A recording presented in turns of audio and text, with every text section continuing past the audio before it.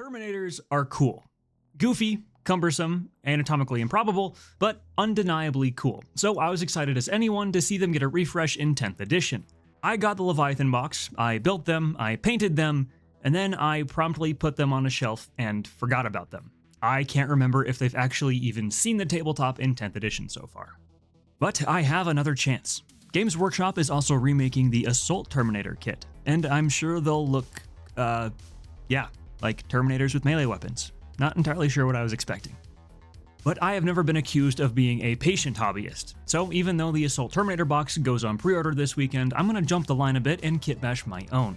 So, welcome to GoneHollowMinis. My name is Colt, and today we'll be kitbashing and painting some unique Blood Angel Terminators. 2 weeks before the box actually comes out. Ha!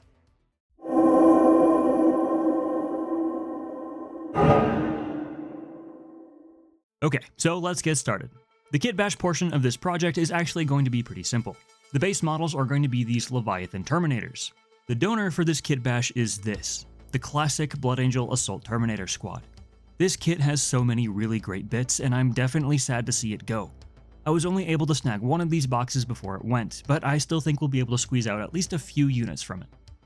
See, this box should come with enough bits for me to make 5 Thunderhammer and Shield Terminators, 5 Lightning Claw Terminators, a banner for me to kitbash or at least customize a Terminator Ancient, and hopefully enough leftover bits to bring back another classic Blood Angels character in Captain Carling. For this video, we'll just be focusing on those 2 units of Assault Terminators, but keep an eye out for a follow-up video with those other 2 characters. They are pretty high up on my to-do list. Okay, so let's get started on building our Terminators. This process can honestly be as complicated or as straightforward as you'd like it to be, and let me show you why. The main thing that we're going to be using from the Blood Angel Terminator kit is the arms. These have the weapons, obviously, so they're kind of necessary. Despite the change in scale between the old Terminators and the new, the arms didn't really change all that much. The forearm was extended a little bit, but it's honestly fairly minimal. Because of this, I actually just used the old hammer and shield arms on the first squad of Terminators. If you really squint, they may look a little stubby, but between these shields hiding the left arms and the fact that they'll be at tabletop distance for most of their careers, I'm actually okay with that. This pose is probably the most awkward, but even then I think it still looks okay. It's on the Sergeant, so the rest of his gubbins should hopefully take the focus away from his tiny little baby arms. The part that's tougher to hide is the pauldrons. These are small, no getting around that. But I still want to use them because, come on, they look rad. My cheat for this is just to use a tiny bit of green stuff. I'll roll this out into a tiny sausage shape, you really don't need much. Squish it onto the top part of our shoulder joint, and then squish the pauldron down on top of it. This lets us angle the pauldron a little bit more to bulk it out a bit, and gives us a bit of a spacer to make the pauldron feel a bit bigger. With just this tiny change, I actually kinda like the smaller pauldrons. It reminds me of this art of Nasir Amit, where the pauldrons don't extend down as much and instead stick out a little bit more.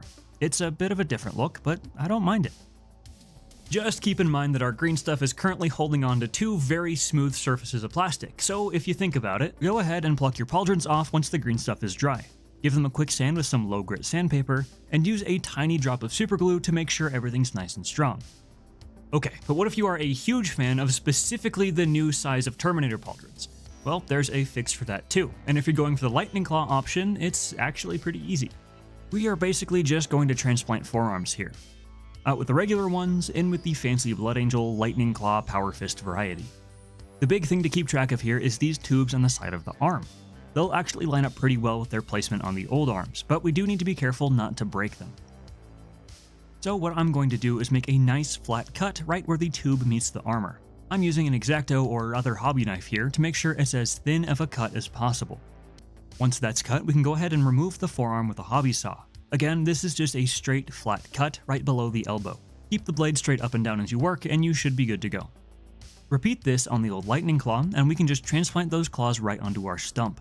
The ports for the arm tubes shouldn't line up pretty closely, though I did have to cut and re-glue one of the more exaggerated poses. Okay, that's the arms and technical gameplay bits out of the way. Now we can move on to the fun part, the decorations. Honestly, there's not too much to show here. Tilt plates, backpack toppers, and the like are all pretty much the right size. Which is good, because Emperors strike me down if I'm lying, these are far and away some of the best Blood Angel bits we've ever gotten. I put most of mine on the Thunderhammer squad, just because they felt a little bit more ornate than the Lightning Claw guys. But why stop there? These Terminators have a ton of really unique detail sculpted right into the plastic, and since I'm not really going to use these torsos, that's plastic gone to waste. So, in the name of continuing this kit's legacy, I'm going to vandalize it some more. I found a shin that I liked and sawed it away from the body. After that, I could hog away some of the extra leg material, slowly working my way closer to the symbol I was trying to extract. Be slow and cautious here. Using nippers does speed things up, but can lead to some slipping. You don't want to gouge your carefully excised greeble. After I had trimmed away most of the extra plastic, I made one last gouge in the back with my clippers, and then it was on to sanding. Sanding sticks and sanding needles are your best friend here. The former we can use to hog away some more material with a lower grit. The needles we can use to round out the inside of the piece we're working on, using the curvature of the needle itself to rough out the curve of our shin plate. Once again, go slow here. This is finicky work, and you don't want to wreck your piece. Just go slow, make regular checks with whatever piece you're placing it on, and be careful to sand away as much material as you can without sanding through any actual detail. But with some of those extra pieces stuck on, our Terminators are just about built. I'm honestly really surprised with how well those old arms blend in with the newer bodies. Just goes to show how wonky the old heroic scale was, huh?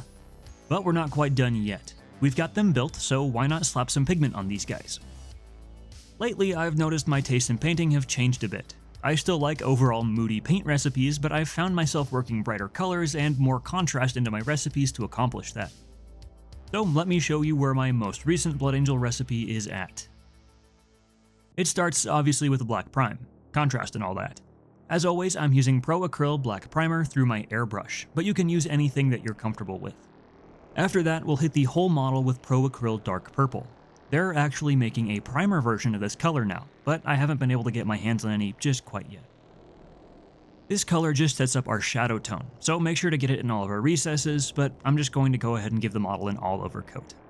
Now we can start working in our highlights. I'm going to start with Vallejo Ivory. This is pretty bright, but just a little bit warmer than pure white, so it'll give us a nice mid-tone. I'm focusing not just on my upper surfaces, but also trying to work with each individual shape. Rounder highlights on the shoulders and knees, broader, flatter highlights on the flatter panels.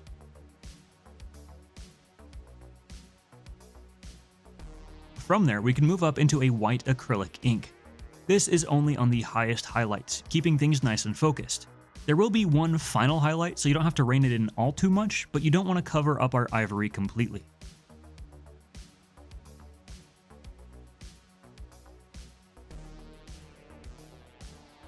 Now the first step to really bring it all together. This is blood red speed paint, but any bright red contrast paint or even red ink would work fine.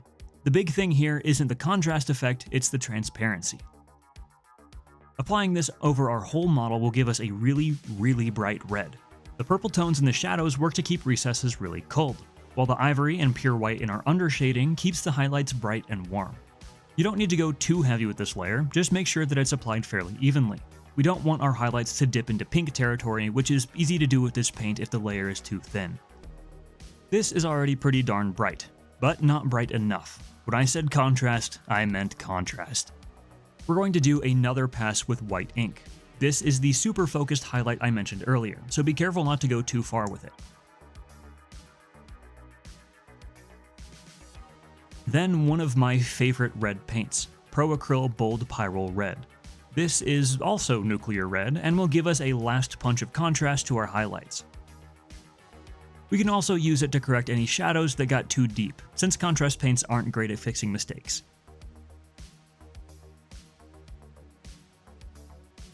Once that's done, we have one bright red Terminator. I really do like the sharp contrast between the highlights and the shadows. Playing with the warmth and coolness keeps the mini nice and moody while keeping our colors punchy. Just to finish rendering the red here, I'm going to go through and add some edge highlighting and chipping with Army Painter Blood Chalice. This is a light, almost pink color, which I think works better with our shadows than going orange. I'm also going to add some battle damage here. Big, exaggerated scratches to go with our exaggerated shadows. I totally get that these are a little cartoony, but again, I kinda like it. I don't really know why my taste in my paint recipes have changed so much, but hey, it's doing it for me now.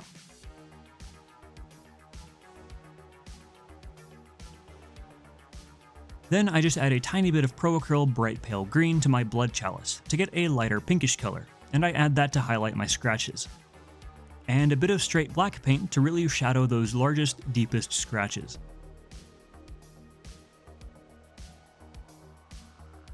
And with that, we've just got to finish up the rest of the details on our Termi, and we're left with something that looks a little like this.